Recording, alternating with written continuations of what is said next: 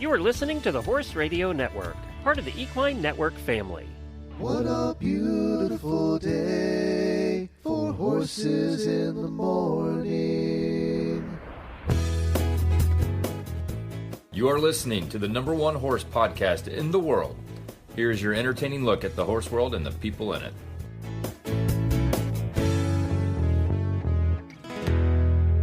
I am Coach Jen in Ocala, Florida, and you are listening to Horses in the Morning on the Horse Radio Network for June 5th, episode 3706. Good morning, Horse World.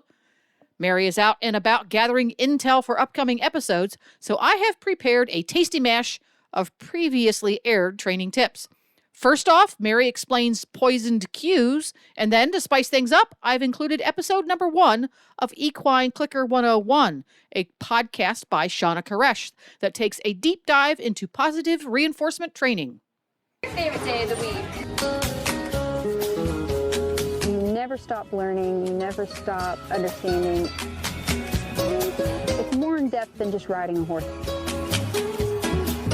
Knowing that for the rest of my life I could work on this and I'll never stop learning.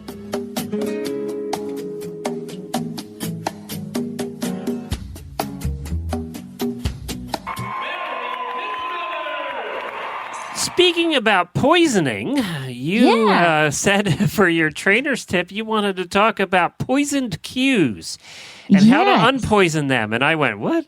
And I had pictures of these poisoned arrows that somebody was shooting, and I didn't know what that was about. So you'll have to explain it. Yeah, nice segue, by the way. Thank you. Thank you. Perfect. So this is a new concept to me as well, and it's something that's used often in the positive reinforcement world. And the reason I thought about it today was I've seen a lot of it this week in both the rescue mule and the Z-Donk and even Guthrie. So Guthrie has been really low key the past few months, mostly because we've been underwater. But when I started riding him again, I decided to just take him out and do some groundwork. And then I decided, well, why don't I hop on you bareback and bridleless? So I've actually done a fair bit of bareback and bridleless with Guthrie in hopes that someday we'll have a really cool act. But what I noticed when I ride him without any tack, and I'm in my tennis shoes. So he's got a neck rope, no whip, nothing. And so I'm riding him around and he gets wonderfully light and collected and really enthusiastic about his work. And I noticed that some of his maneuvers that we do without any tack are actually better than the maneuvers that he does when I've got him all tacked up. I've got the bit in his mouth. I got the spurs on my boots. And I'm like, why is that? Why is that? And so what I realized is when I began riding him without tack, it was purely for fun. I had no plans to do it as a freestyle at Road of the Horse, so there's no pressure. I was just hoping maybe down the road, 2 or 3 years, it would be developed enough. And I only use positive reinforcement. And so he's very obedient with it. He's very enthusiastic. And then I noticed when I would ride him with tack, there would be a little bit more pressure on my part to feel, okay, we've got to get this just right. So even though he's very obedient and very good, I was feeling some resistance where I didn't feel any without tack, which seems awfully backwards. And so what was happening was some of the cues I was giving him had become a bit poisoned. So a poisoned cue is something where the animal associates the cue with something not good. And it just means that perhaps I've used a bit too much pressure in training him. And what I really need to do is go back and reestablish possibly a brand new cue and associate it with something that doesn't feel as aversive to him. So where I see this an awful lot, and that's kind of more abstract, but where I see this an awful lot is with haltering horses, especially my mules. So I've been working with Z-Donk, who still has no name, which we'll work on. But I've been working with Z-Donk and I've been doing the positive reinforcement with her. And I have actually not put a halter on her yet. And the reason why is because when I bring the halter out to her pen, she immediately pins her ears and kind of runs away a little bit. Now, I could probably corner her and get a halter on her. She's actually a very, very tame Z-donk. But the reason I haven't put the halter on is because she's clearly associating that halter with something not good. Now, does this mean that her old owners beat her up with a halter and just were horrible to her? Absolutely not. They treated her very well. But to her, the halter means, oh, great, we're going to get in a trailer, or we're going to do some work, or we're going to go here, we're going to go there. So she's begun to associate that halter with things that are not enjoyable to her. So it's become a poisoned cue. So how I've kind of, and it's the same thing with this little mule. When I walked up to her, she supposedly broke and has had about 30 rides.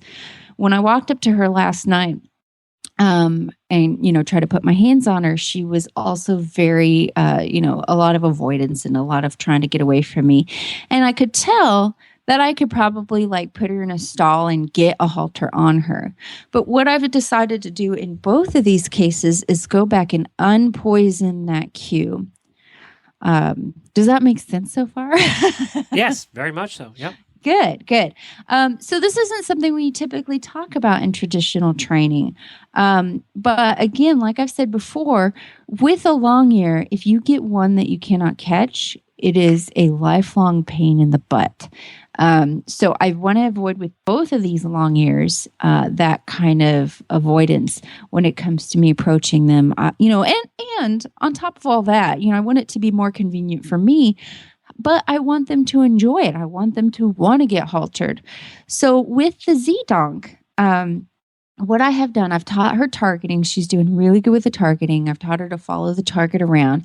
And what I started doing yesterday was I hung the halter on the fence. So already it looks it's going to approach her in a different way than me having it in my hands. And I've taught her to follow the target around and touch the target, get a click, get a treat. And then I've taught her to touch the target near the halter, click and treat. And then I've kind of put the target a little bit behind the halter. So she sort of has to touch the halter to get to the target. And from there, I was able to get her to touch the halter instead of the target. So the halter for her now is less of an object to get wrestled on her head. So she has to go do work, or she has to get on a trailer or whatever and go see the vet. And it's more of part of the game we're playing of touch, click, and treat, touch, click, and treat. And one of the exercises I will use to once I feel that she's comfortable touching it on a fence, is I will have her touching it in my hand, and eventually I will teach her to self-halter. So you can actually, with clicker training, teach the horse to put their head in the halter, which is a really cool trick, and we'll be filming it and showing the progress on that.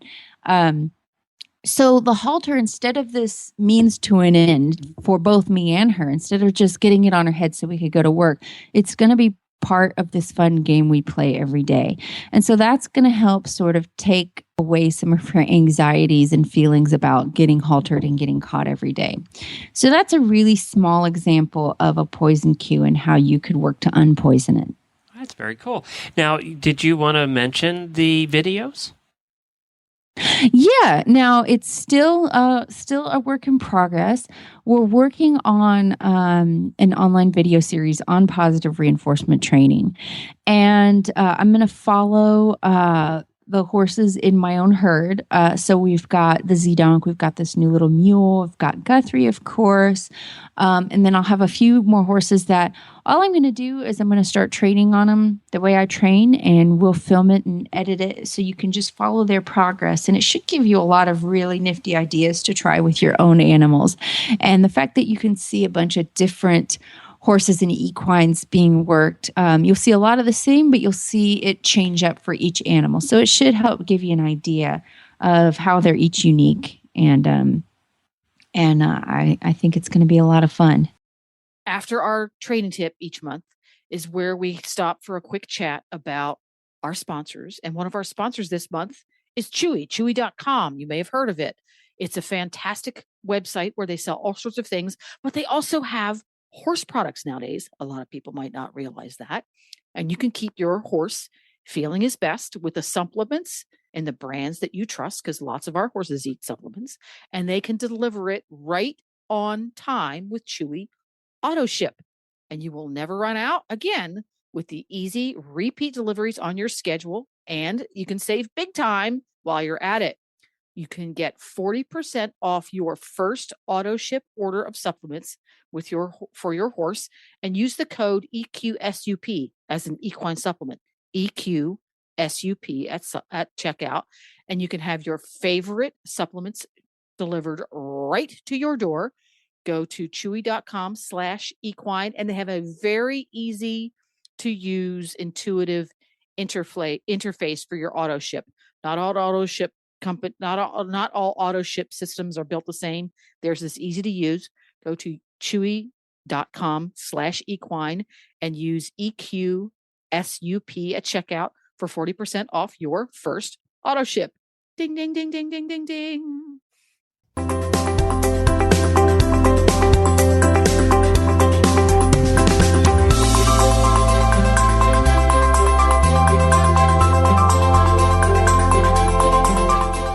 Hi, this is Shawna Karrasch, and I'm here with my producer, Jen. Hi-ho. I'm so excited to be here. This has been something we've been talking and dreaming about for a long time, and we're finally here. So, yay. At long last, many moves across the country, many conversations, many emails, and at last we have made it to episode 1. Yay. Yay! This is ground zero for the Equine Clicker 101 podcast. Yay! Now, for anybody who is not familiar with Shawna Karrasch and the work you've been doing for, how many years have you been working in the horse industry with positive reinforcement training? About 25 now. About 25 years. Now, well, we're going to do the 3-minute bio, because if we went through the whole thing, that would be the entire episode all by itself. And it's a fascinating history, but that's not where we're trying to focus. So how did you learn about positive reinforcement training as a whole, as a scientific theory?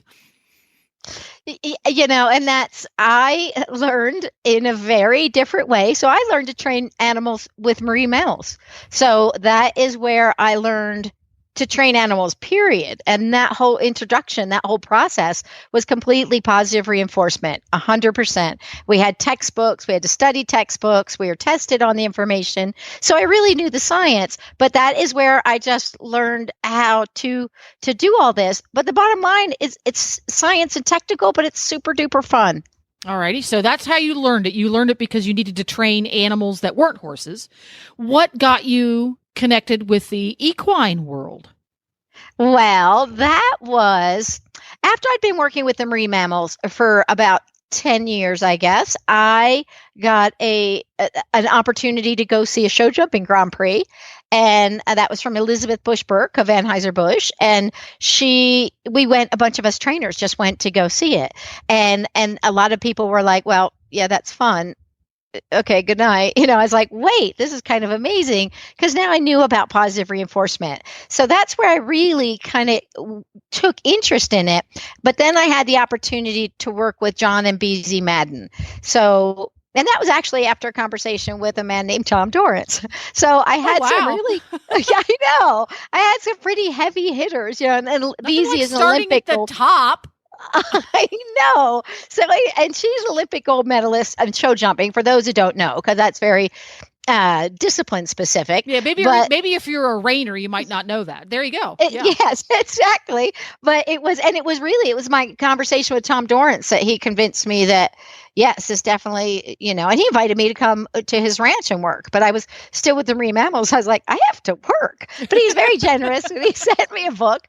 But it was those people. And then going to work with John and BZ, I really look at that as my lab time, as I understood this training, but how do you put the positive reinforcement together with traditional horse training, and how do they blend together? How do you do it? How much of this? So I really look at that as my lap time. And so that's where I really got my feet wet and got to figure out how it works from the top level, and then went all the way down to pony club kids and backyard enthusiasts and people just getting started.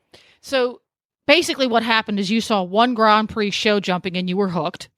Mm-hmm. I love that. But you didn't just get hooked on the training and the watching. You actually got to be a horse gal, and you have a couple of horses that you've worked with over the years, and you still have some horses, right? I do. I still have Minty, he was a horse I got from John and Beezy. He was just a baby.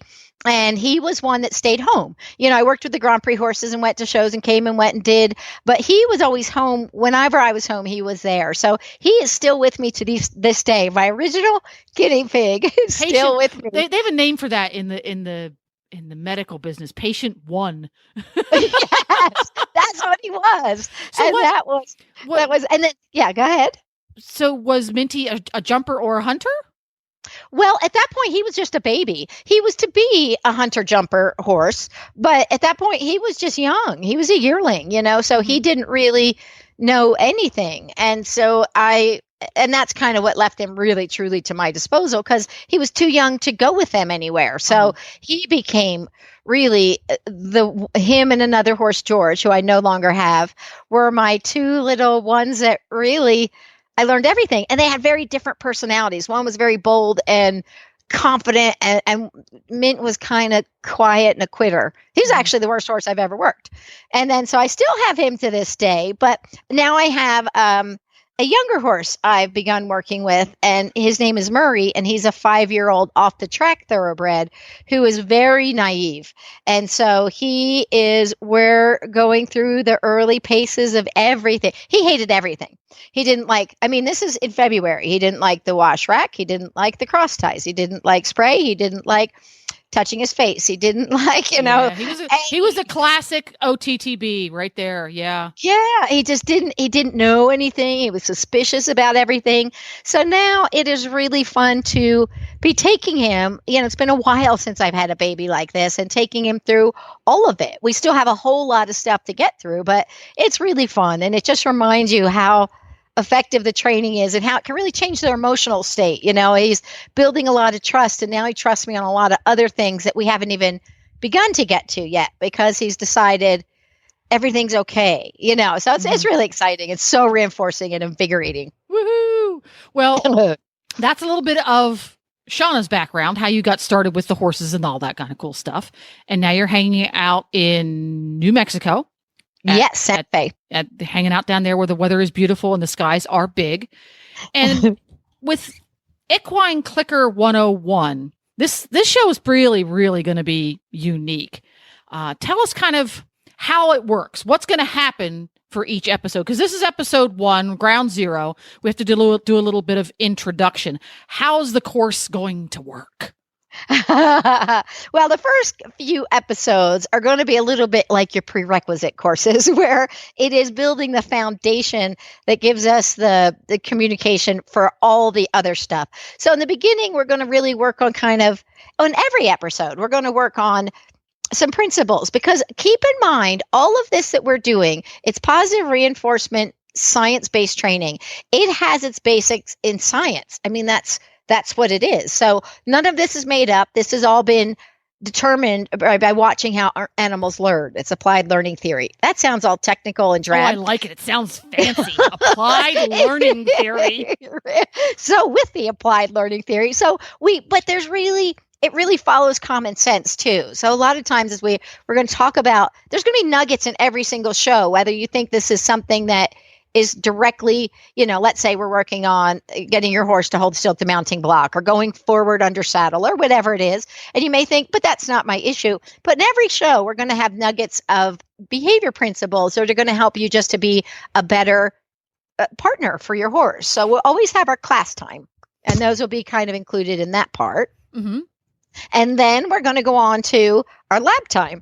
And the lab time, this is where it's going to get a little bit different, is what we're going to do is we're going to take exercises, and we're actually going to do them in real time, essentially. So we're going to talk about what we're going to do, and then we're going to give you time to go to the barn, to your lab, and then actually apply those principles, or apply the technique, so we can actually have a little live session together. And then, well, not live, it's recorded, but you know what I mean. And then we will say, talk about which way did your horse go? Was he too energetic? Was he too quiet? Did he get this? Did he get that? So we can give you directions and help you to have success in whatever thing it is that we're working on. So, and we want to take it's going to be problem solving on one way, if you really think about it. So thinking of common things that people need to address, and then some it'll just be teaching stuff for fun too.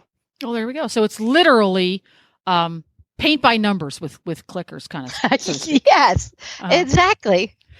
So that's the basics on how this is all going to work. It's an experiment for us too, a little bit at this point. So we'll have some bumps in the roads, but the science and the technique and the expertise of our host Shawna here is that's not in question. It's just how we're ironing out how this is all going to happen on a podcast. Because as far as I know, no one is trying to teach any kind of horse training in real time on a podcast. This is new.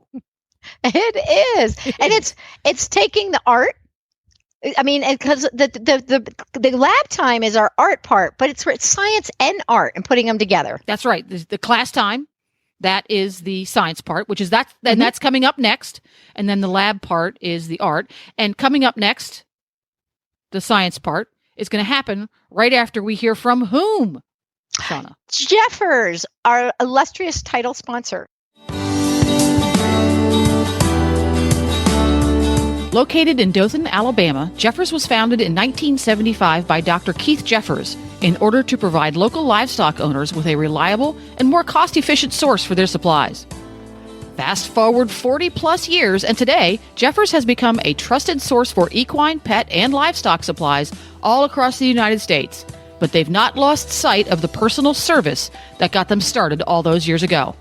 You can still visit the Jeffers store in Dothan, or you can shop online at jefferspet.com, where you will find an astounding array of products for your equine habit, from quality tack, English and Western, to the supplies and healthcare products that you have come to depend on, as well as new and innovative lines to help your horse be his or her best.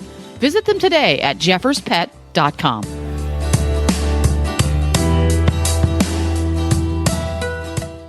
All righty. Well, let us get started.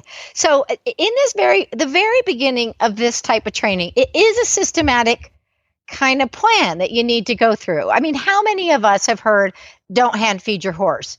But yet, on the other hand, horses love food. That's why we're told not to hand feed our horses, because they go crazy over the food. So we're kind of missing a link here, because it's obviously a very strong reinforcer and very valuable to them. But then how do we turn it into something constructive and not the problematic spoiled horse? That's what we're going to address today. We're going to take something that they've shown us that they find very valuable and technically reinforcing, and we're going to turn it into a tool that can help us all kind of work together and both be win-win in our training equation. So the very beginning of this, though, and a really important element that we need, first of all, to establish is a way to communicate with them when they've done something correctly, when they've done something we like, when they've done something we want to see more of. And this is something that has, it's a communication tool that with the marine mammals, we called it a bridge signal. And it was called the bridge signal because it bridged the moment they did something right. So picture a dolphin across a pool doing his jumps in the air, his bows. And we like that. Well, I can't throw a fish, 100 yards across the pool, but I can blow my whistle. And the whistle tells him, yes, what you've just done is correct. So this bridge signal is also been called a marker signal because it marks that moment in time. So this is what we need to do. Now a whistle or a clicker or whatever you decide to use isn't magic. It's something that gets conditioned through classic conditioning, also referred to as Pavlovian conditioning. So it's just like Pavlov and his dogs when he discovered that when he did something before the food even got there, the dogs started drooling because they knew the food was about to come. So that once upon a time neutral sound now became something that was very significant to them and made them drool. So essentially, we take that type of training, that classic conditioning, putting the two together. The primary reinforcer, like food, is what we're going to focus on, and put it together with this signal so that we have a way to communicate when we do something and we like it. Think about something like a horse doing a canter depart. You can't feed the second he does it, but you can click. you can say, yes, that's what I like. And he thinks, ooh, what did I just do to earn that reinforcement? He remembers what he got clicked for or bridged for. So it's really, really important. And I cannot imagine training without it, because it is such an important, it's like a scalpel, it lets us draw attention to little teeny tiny finite moments in time. There's a woman one time, I was going to a barn to do a clinic, and she was there with her little horse. And she said, oh, I'm so glad you're here, because I'm trying to teach my little filly to hold her leg up. She said, but every time I try to lift it, it seems like she's pulling it out of my hand and putting it back on the ground. So I said, okay, so what's happening? Are you using a clicker or some sort of bridge signal? And she said, no, I'm just feeding. And I said, okay, so when are you feeding? And she said, as soon as the foot's on the ground. So what was the little horse doing? She was thinking, well, the sooner my foot's back on the ground is the sooner I got fed. So the horse was pulling her foot back on the ground because she's putting the association between what happened when I got the food. And herein lies the reason why it's good, but also herein lies the problem that happens with a lot of people and their horses and food, is they forget that every single time we're feeding our horse, we are reinforcing some behavior. And most people are not aware of that. So if your horse is reaching over a fence or a paddock or a stall, and that's how he gets food, well, he's going to think more reachy grabby. But if we wait till he gets back inside and reach in and feed him behind the fence, pretty soon he starts learning, I'm going to wait over here, because this is when the feeding happens. So now we're going to kind of illuminate all of these little pieces and figure out, how do we put this to work for us in all different situations? Think about it. Food is one of the things they value most of anything, and it is something that they need to survive. So think about a baby horse. The moment it's born, it gets air. That's one of the things it needs to survive. And then it pretty much, without anyone having to teach it, it stands up and gets food and water in the form of nursing. And nobody has to teach it this. It is hardwired in them to look for food at all times. So that's what we're going to be aware, that it's that valuable to them, but we want to learn how to use it in a systematic way. And I'm also going to point this out right here and now. While I still use food in my training, but things that become conditioned, I tend to move on, and I don't necessarily feed them all the time. I fade some of these elements from that particular behavior. So keep in mind, as we teach things with the positive reinforcement, our real goal is to build up a strong reinforcement history. So everything our horses do is built on a reinforcement history. So they're either getting something they want or avoiding something they don't want. And that's the bottom line. So what we want to do is build up a good, strong reinforcement history with the things we want to see happening, and by utilizing something that they value to make it valuable to them. So I hope that makes sense to everybody. Now, want to break this down just a little bit simpler. As I said, we're going to be dealing with positive reinforcement.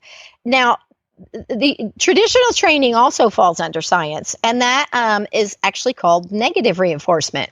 And decades ago, when I first started teaching this to horse people, I couldn't even really say negative reinforcement, because everybody tend to think of the social term. So we think, this is very simplistic, but this is how it went. People had a tendency to think negative reinforcement means I beat my horse, and positive reinforcement means I don't beat my horse. That's really kind of how people thought of it, but that's not how it was written. That's not how it goes at all. It was written by science people. Think about it, like in math, science, they're, kind of all the same.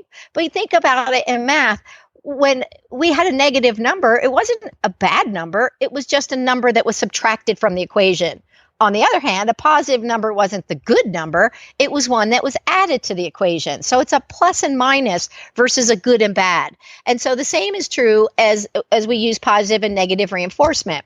So positive reinforcement means something that's added to the equation, which increases the frequency of behavior. And negative reinforcement means something is subtracted from the equation, which increases the frequency of behavior. So you probably put this together by now. Reinforcer, all it does is increase the frequency of behavior. But with traditional training, we have a tendency to, we've all done it. So when you want your horse to go forward in, a very basic sense, what do you tend to do? You apply pressure, usually with your leg aids. And when they're good, we remove that pressure. So they start learning, when the pressure if I want the pressure to go away, I go forward. If we want them to stop or slow down, whether it's a halter or a bridle, we apply pressure. When they slow down or begin to slow down, we remove the pressure and they start to realize, oh, okay, so it goes away when I respond in kind, whichever one we're looking for. So that we've been using that all along. That's what natural horsemanship, traditional training, it's all based in negative reinforcement. And I think that's really important to understand. And it falls right into that science, just like everything else. And then the other side of that is now that we're introducing that we're going to focus on, because this isn't the part that has historically been known or really understood with horses, we're actually going to be really using positive reinforcement. Now, there can be some confusion because people will think, well, I give my horse a rest and that's positive reinforcement. But actually, we've created the need for the rest. So the rest is actually a removal of exercise, if that makes sense. So positive reinforcement is really something that they value all on their own. So they're not, walking around the paddock going, somebody apply pressure to relieve it. They're walking around going, can I get some grass? So we're trying to use something that they truly value. And before we get to the lab time, I also want to kind of point out too, that they are the ones that establish what is valuable to them. So some horse, you may walk up to a horse and think you're going to pet them and that's going to be a good thing. Well, for some horses, that's very aversive and they don't like that a bit. So that's not necessarily going to be a positive reinforcement for all horses. And even then, the degree, sometimes some horses are itchy in spring, but some they're like, I'm hot, sticky, don't touch me. So those things kind of may vary. But food is a strong positive reinforcement throughout their whole entire lives, again, because they need it to survive. So paying attention to what one particular horse values is by watching, does the behavior increase in frequency? So keep in mind, those are 2 points, the negative reinforcement, positive reinforcement, not good or bad. One is the removal of pressure or some aversive. The other is the application of the introducing of something that they like and want quite a bit. So that is a very important element. And that's what we're going to talk about, how to get started. How do we teach that bridge signal? How do we start this important communication? You're going to get nuggets. Like I said, there's so much science in here. You're going to get lots of classroom and nuggets all throughout. But as we kind of get the foundation lane, we'll move more into the direct issues that people are having with their horses. All right, so we're going to wrap this segment up. And next, what we're going to do is we're going to get into our lab time right after this word from our sponsor, Winnie's Cookies.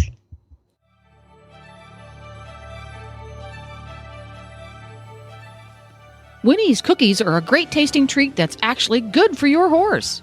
Winnie's Cookies starts with 100% certified organic, non-GMO whole food ingredients. The good stuff, like barley, millet, flaxseed, and alfalfa seed. Then they're baked fresh and sent right to your door because they don't contain any preservatives, so they're not available from stores. You can feel good about feeding Winnie's Cookies as a reward for a job well done, as a tasty yet nutritious way to make medication more palatable, or just because your horse is special. Go to winniescookies.com to place your orders. That's WINNIES cookies.com for your order. Freshly baked, 100% organic, non-GMO Winnie's Cookies. Pure, simple, and as natural as the horse you're feeding them to.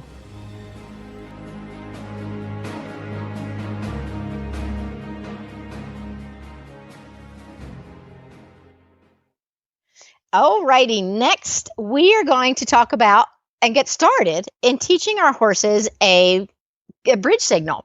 Now, one of the things I pointed out already, it can be all sorts of things. With the marine mammals, we didn't use clickers. We didn't call it clicker training. That term actually came from the dog world. I happen to like clickers quite a bit for the horses because I think it's loud.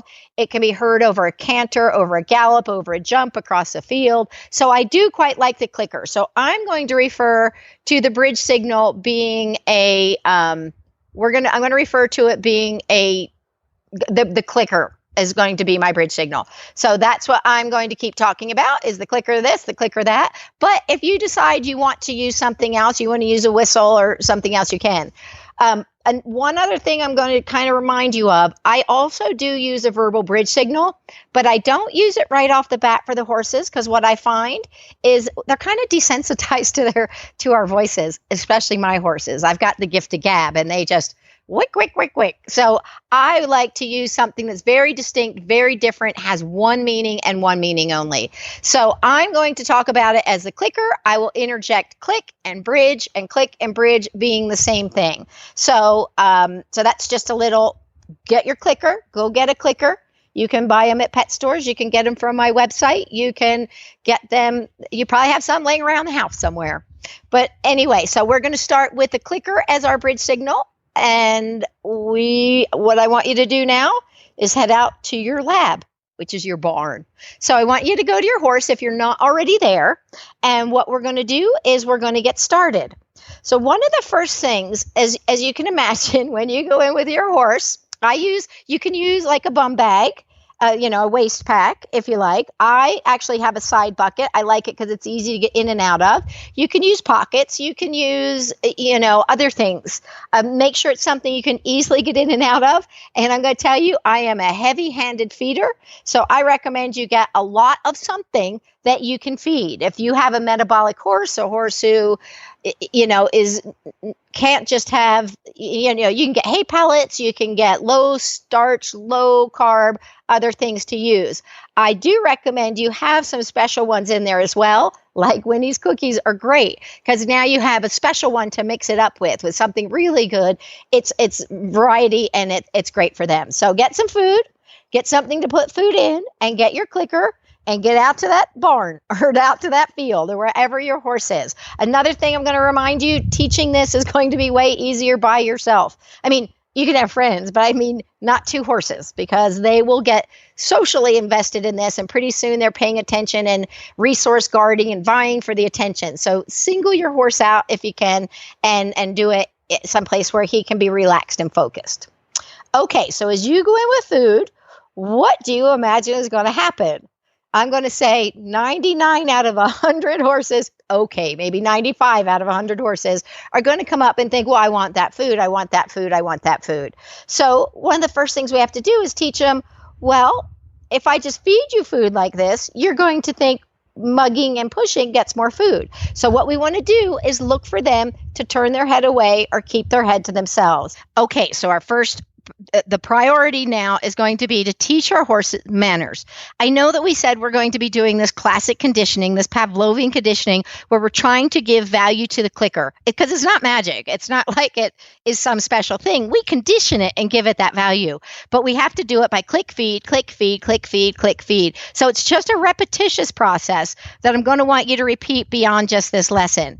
But when you first start, your horse doesn't get this. And I'm going to tell you, this is one of the harder parts of getting started because we have no way to really help them yet. They don't know the target. We don't have some clues that we can give them because they're just thinking, oh my gosh, I want the food.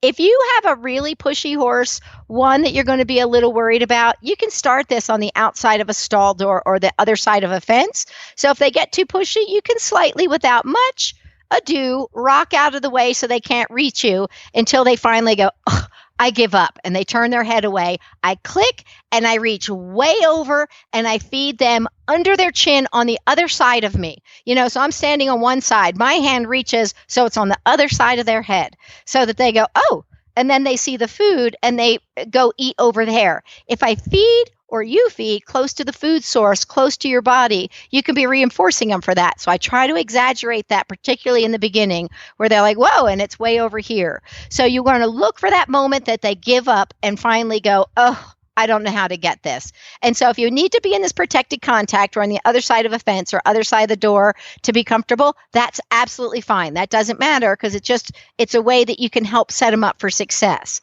On the other hand, I tend to go in with the horse first, but I use a side bucket that I can cover and put my arm over and they can't get it. It's like, and I can put my hand deep down inside of it.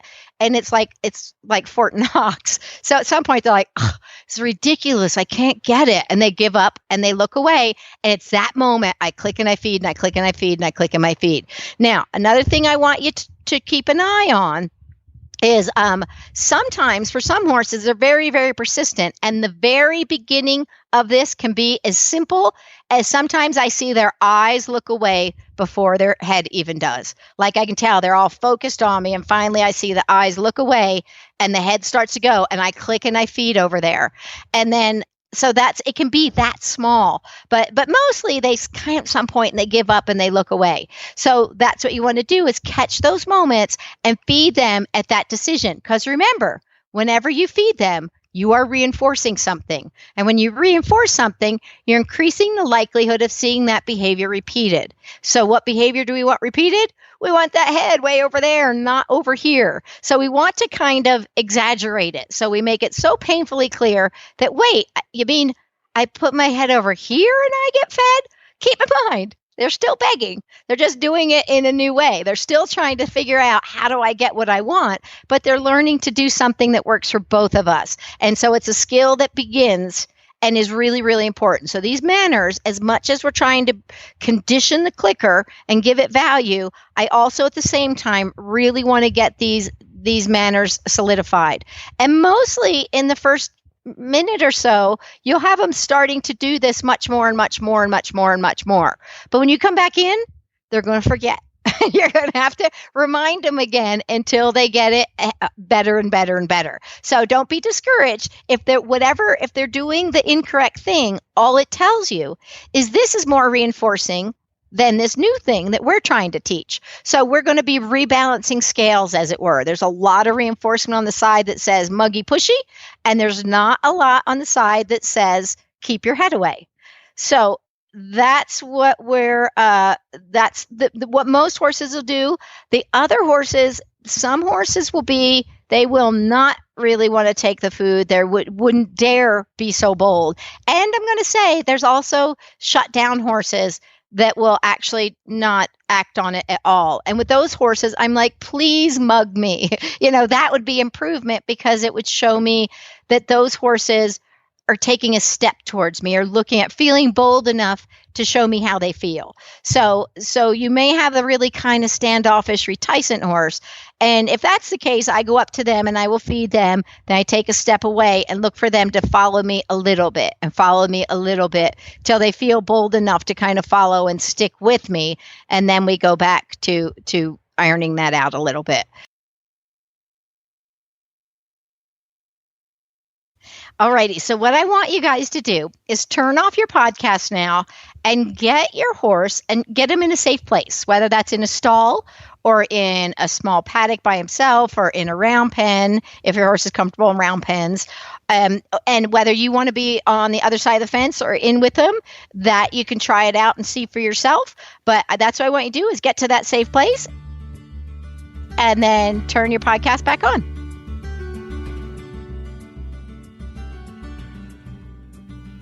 Now we're standing shoulder to shoulder. I'm standing on the left side, about an arm's length away. Now he's kind of trying to figure out about the food and he's exploring. And I'm just ignoring all of it, just ignoring it. There we go. Now he gave up and kind of looked away after he pushed all over me. I click and I'm going to feed way over where I want his head to be. And I gave him a big handful. Now we're going to repeat this process. Now he's back for more. Clearly not getting it yet. And waiting it out as he's kind of exploring and trying to figure out how does he get this food. And he went to the ground. Click. And so I clicked him, and now I'm going to feed him again where I want his head to be, which is over there. Now I don't want his head to the ground, but it went to the ground. It's better than chewing on me. So we'll take that, and we're going to repeat. Okay. So now he's trying again. Ooh, quicker that time. Click and feed. Again, way over where I want it to be. He stayed over there, so I clicked and fed again. So that's perfect. I wanted to learn to keep his head there. Now I'm going to take a step forward. So we want to shift it up a little bit. So I'm going to take a step forward. This is going to mess everything up a little bit because it just does. So I'm going to take a step forward. and see what happens.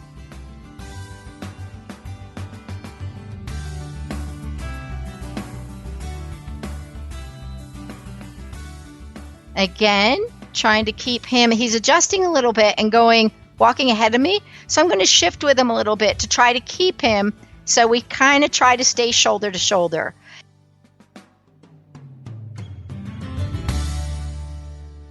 He's a calm horse, so I'm not worried about him getting too excited. If he's too excited, sometimes I just stop and slow down. But I can shift a little bit with him.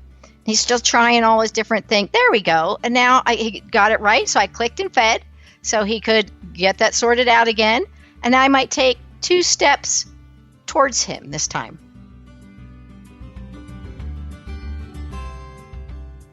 There we go. And try to keep, again, shoulder to shoulder. When he sorts it out a bit, click and feed.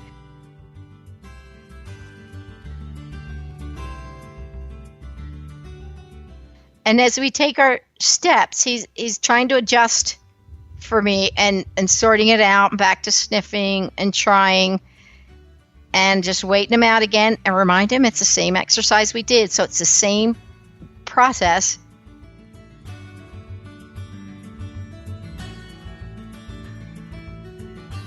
There we go. Click, feed. He got his, he turned his head away again. He swung his butt back towards me a little bit more. Not towards me, but straightened himself out on his own. So that was great. That's actually kind of more than I could ask for. So I'm going to try it again.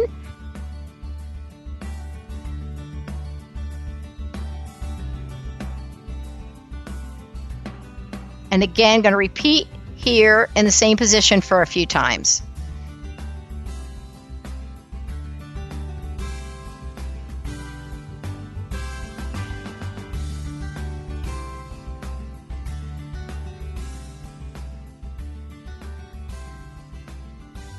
There we go. Click and feed. And now he's starting to keep his head over there more often than not. So that's a good sign.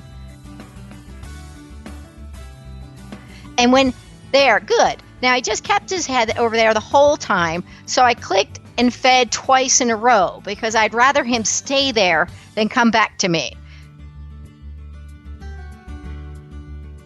So trying to help him out. Now he's backing up a little bit. He's trying to keep me at his head. So I'm in a stall. So I'm going to back up with him a little bit and kind of try and direct us so his hiney's in the corner because that'll minimize where he can go and hopefully that'll help set us up for success.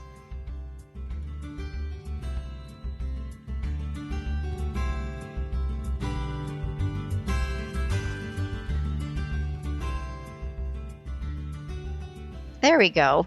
Okay, good. And that helped him out a bit. So I can click and feed again as he's keeping himself in the right place. And he's just keeping himself there a little bit more. I'm not going to wait in between. I'm going to just keep clicking and feeding as long as he's keeping his head over there.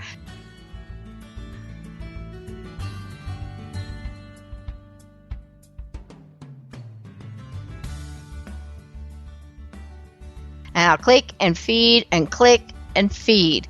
Because now this is getting some repetition for the right thing.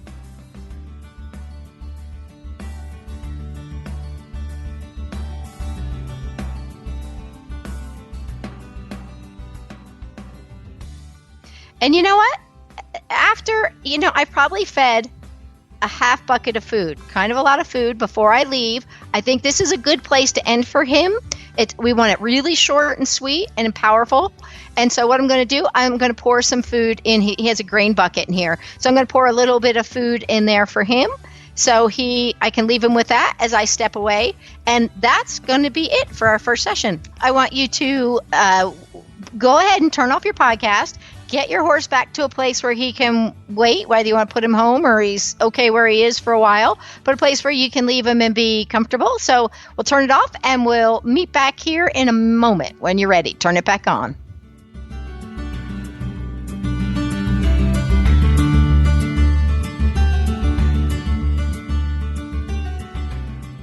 So I hope that went well for you. I know it can be a challenging thing to get going, but what you want you to focus on and keep in mind is the bottom line is we want to be reinforcing or clicking on the behavior we want to see more of. So stick with it. It doesn't mean they let go of their old habits right away. Stick with it. This will outweigh the other one. So keep practicing this and just keep focusing and feeding the things that you like. If you have once you click, you just reach over and feed. Don't worry about what happens in between. Another thing that I think is really important is when I say give a big handful, keep in mind you can feed whatever your horse likes. So it doesn't have to be, sometimes people think it's all going to be grain or carrots or sweet feed. It doesn't have to be that. You can have low carb, low starch, hay pellets, anything that your horse likes. So it doesn't necessarily have to be super exciting. I would rather you feed I want you to find something you can feed lots of and not worry about. And if you need to check with your vet and find out what the best thing to use, please do. And keep in mind, those ponies, those insulin-resistant horses, they find shavings very good. I mean, they can find something that's not as sweet. They're just happy to have something coming their way. So find something that is going to work within their type of diet, whether it's grass pellets or whatever. So those are the things I really I think you understand why we're doing it, and it's so important to get this communication down, but also equally important in this early stage is getting those food manners down. So I want you to focus on those two parts. So I'm going to kind of give you some homework right now, because what I want you to do, preferably, I would like you to do this session, repeat this session. So if you can do this 2 or 3 times a day for the next few days, that would be fantastic. That will really start to build that foundation and start to have that repetitive. And it's going to feel like, yeah, he gets it. Pretty soon you'll see they're just keeping their head away.